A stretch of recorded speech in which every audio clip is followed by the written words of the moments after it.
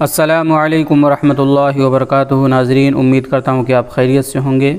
मैं हूँ मोहम्मद मकसूद कासमी और आप देख रहे हैं बाग़ मदीना यूट्यूब चैनल। नई दिल्ली 14 अक्टूबर 2022। उत्तर प्रदेश के सुल्तानपुर ज़िले के इब्राहिमपुर में हुई हिंसा पर स्थानीय प्रशासन द्वारा की जा रही एक तरफ़ा कार्रवाई को लेकर जमीयत उलमाए हिंद के अध्यक्ष मौलाना महमूद मदनी साहब ने मुख्यमंत्री योगी आदित्यनाथ को पत्र लिखा है। इस पत्र में उन्होंने एक तरफ़ा कार्रवाई को रोकने और शांति को कायम करने की मांग की है। गैरतलब है कि उत्तर प्रदेश के सुल्तानपुर ज़िले के इब्राहिमपुर में मूर्ति विसर्जन के दिन कुछ लोगों ने मस्जिद के पास मूर्ति उतारी और फिर ज़ोर ज़ोर से डीजे बजाना शुरू कर दिया। नमाज के वक्त मस्जिद के ज़िम्मेदार लोगों ने कहा कि भाई यहाँ से आगे बढ़ो, हम नमाज़ पढ़ लें, लेकिन किसी ने नहीं सुना। फिर दोनों लोगों की तरफ से मामला और बढ़ने लगा, जो आपसी विवाद में बदल गया।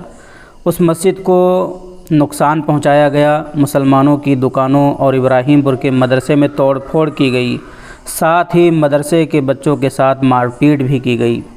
लेकिन वर्तमान स्थिति ये है कि पुलिस एक तरफ़ा तौर पर केवल मुसलमानों को ही गिरफ़्तार कर रही है। न्याय स्थापित करने के बजाय वहाँ के एसओ अमरिंदर सिंह ने भीड़ को उकसाते हुए कहा कि हम उनको चुन चुन कर मारेंगे, उनके घरों को तोड़ देंगे। उनका ये बयान एक वीडियो के रूप में वायरल हो रहा है। उन्होंने जो कुछ भी कहा अब उसे अमली जामा पहनाया जा रहा है। मदरसे सहित जिन 5 लोगों को अवैध कब्ज़े का नोटिस मिला है, उनमें से 4 मुसलमान हैं और 1 यादव हैं।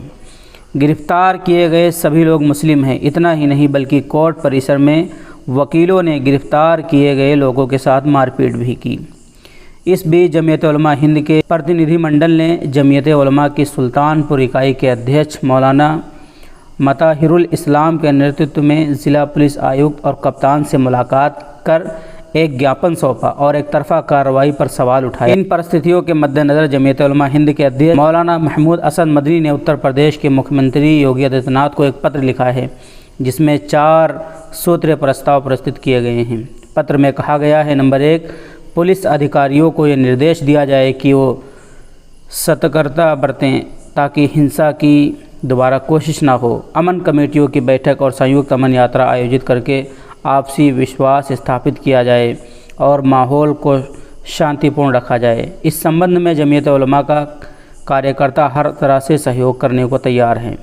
नंबर 3, दंगाइयों के धर्म और आस्था की परवाह किए बिना उचित और निष्पक्ष कार्रवाई की जाए।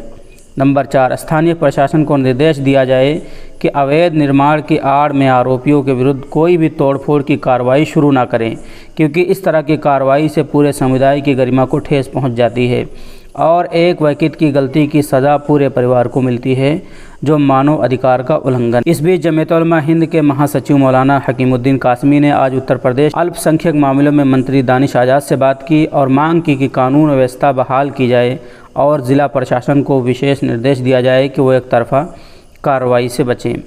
तो दोस्तों, ये था आज का ख़त जो मौलाना महमूद असद मदनी साहब ने योगी के नाम लिखा है, और ये मामला उत्तर प्रदेश के सुल्तानपुर में हुआ था, जिसको लेकर के आज कार्रवाई के सिलसिले में मौलाना महमूद असद साहब ने बहुत ही अच्छा कदम उठाया है, काबिल सताइश कदम है।